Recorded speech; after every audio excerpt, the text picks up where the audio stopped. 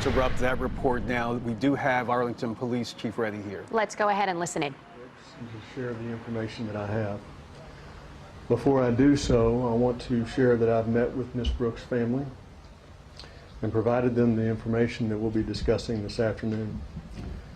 I also want to extend my deepest condolences to the Brooks family and all of those who are impacted by this tragedy.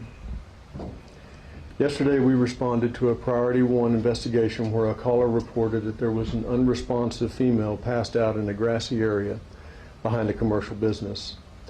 Arlington police officers, Arlington Fire Department, and Arlington EMS were dispatched to this call on Cantor Drive. An Arlington police officer arrived on scene around the same time that EMS and Fire Department officials arrived.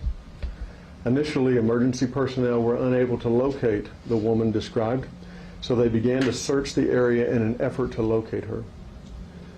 As the officer was getting ready to call the original 911 caller back to obtain additional information, the original complainant contacted the officer in person and provided the location where the woman was last seen. The officer, along with other emergency personnel, made their way to this new location nearby. As the officer began walking towards the woman, he could see that she was lying in the grass. The officer also noticed a dog on the sidewalk. The officer called out to the woman to check on her welfare, and as the officer stated, "Are you okay? Is that your dog?" a dog began to advance towards the officer while barking. The officer retreated backwards, drew his firearm, and fired multiple shots at the dog.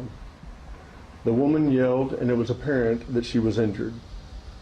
The officer assisted with first aid until relieved by EMS and Fire Department officials. The woman was transported to the Medical Center of Arlington, where she ultimately died of a gunshot wound to her upper torso. The decedent has been identified as Margarita Brooks. Everything about this call is an absolute tragedy. Our hearts are broken for the Brooks family and the police officer involved. As police officers, we join this profession to help people. Our officer was on scene trying to find an individual who may be suffering from a medical emergency. Clearly, this is not the outcome that the officer wanted, nor is it the outcome that the department wanted. Ms. Brooks was never the intended target of the officer's use of force. But with that said, we know as police officers that we are accountable for our actions, and that our actions are subject to thorough review and analysis. The Arlington Police Department is conducting 2 separate investigations concurrently into the facts and circumstances surrounding the events that took place. Criminal investigators are investigating the officer's actions to determine if his conduct was in accordance with state law. At the conclusion of this criminal investigation, the investigative case file will be forwarded to the Tarrant County Criminal District Attorney's Office for review and presentation to the grand jury. Internal Affairs investigators are conducting an administrative inquiry, which will review the actions and decisions of the officer involved to determine if departmental policies and training standards were followed. This administrative investigation is subordinate to the criminal investigation, and both of these investigative processes will take time. The officer involved is a 25-year-old Asian American who first joined the police department in 2012 as a detention officer before transitioning to a recruit officer status in July of 2018. He graduated from the police academy in February of 2019 and was released from field training on July 1st.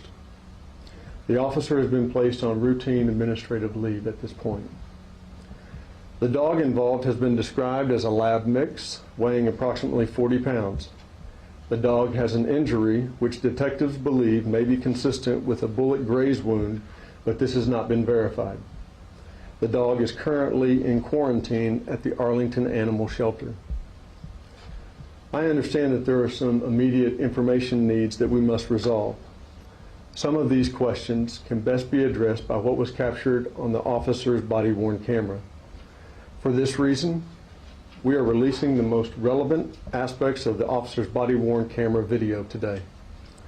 Although I believe it's important to release this video, I need to stress that this video does not represent the entirety of evidence known today, nor does it represent evidence that the detectives have yet to discover. There are many investigative tasks needed to be completed by our team. There have also been some public sentiments expressing concerns or questions about canine training provided to our officers. I'd like to address these concerns at this time. In June of 2012, the department instituted a mandatory 8-hour training program for all officers concerning canine encounters. This training curriculum was created to improve public safety, improve officer safety, and was incorporated into our Basic Police Officer Academy in 2013. Additionally, the Arlington Police Department supported and advocated for legislation passed in 2016 that requires all Texas police officers to undergo mandatory training for canine encounters. The training curriculum required by this law was largely developed from the training curriculum that Arlington developed in 2012. The officer involved in this incident received the 8-hour class on canine encounters in February of 2019. In addition to these training requirements, on October 1st of last year, the department changed our field response to animal calls to further reduce the potential for use of force when dealing with animals during calls. I provided this information only to address questions that we have received about the training that our officers received and to address misinformation on social media. I understand that this information offers little to no comfort by those who are hurting in this tragedy, but my hope is that it will offer some insight into how the department has been working to try to prevent this sort of tragedy over the last several years. As I close, my heart goes out to the family and to all that are grieving from this terrible tragedy. On behalf of the entire department, I offer my sincerest condolences, and I ask for prayers, not only for the family, but for the officer that was involved in this call. I'll take your questions at this time. Was there just one single responding officer in this case? At the time of the shooting, yes. Chief, how many shots were fired, and does it look to you from viewing the body camera footage that it was necessary to shoot? It would be presumptuous for me to answer the latter part of your question. We believe that 3 shots were fired, but that's still subject to detective review. Yes, ma'am. If the shelter is at capacity, is there a place in Arlington that homeless people can sleep safely? I couldn't hear. If the night shelter is at capacity or the life shelter, is there a place in Arlington where homeless people can sleep safely? So all social services that are available within the community certainly have capacity limits. We work aggressively with the social service providers in this community to try to address the needs the best that we can, including transporting individuals to other communities or other services that may not be at capacity, so that we can always try to help people that are homeless and on the street. Chief, can you shed any light on the officers' training with canine encounters as to what options there are for officers who face charging dogs? I think that the training that we developed and subsequently was adopted by the state really focuses on several aspects of education for our employees.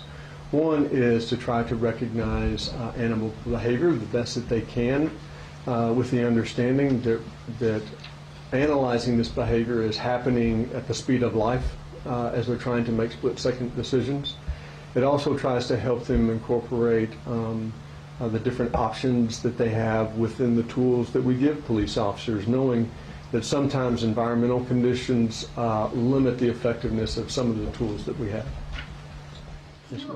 That is Will Johnson addressing the members of the media, Steve. We learned a little bit more about this case, and he said this is certainly not the outcome that the officer wanted, but he talked about accountability, and he said that now there are 2 investigations in play, a criminal investigation as well as an administrative investigation to see if the officer acted accordingly. A 25-year-old officer coming out of the academy in February with this department, firing 3 shots, presumably at a dog, according to the chief, that was coming toward that officer, but one of those shots hitting a woman, Margarita Brooks, killing her.